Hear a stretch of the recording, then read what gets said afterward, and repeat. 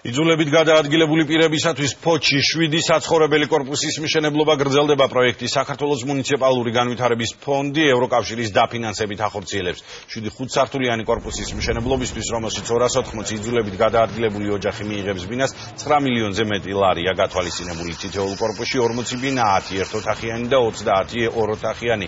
სულ 7-ვე კორპუსში 280 ბინა იქნება.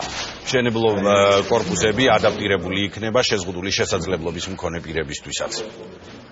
საქართველოს მუნიციპალური განვითარების ფონდი ევროკავშირის დაფინანსებით ფოთის მუნიციპალიტეტში ახორციელებს 7 საცხოვრებელი კორპუსის სამშენებლო სამუშაოებს, რომელიც განკუთვნილია 280 დევნილი ოჯახისათვის.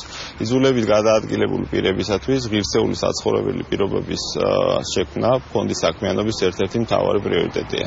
უშუალოდ დასაქმებულები ვართ, აქ ტოლვილები ვართ ბევრი, მუშაობთ 1 წელია თითქმის ამ ორგანიზაციაში მუშაობ, რაც კმაყოფილები ვართ, მშენებლობა მიდის, ხარისხი კარგი მიდის, ახლა ხელფასიც თავის დროზე რიგდება.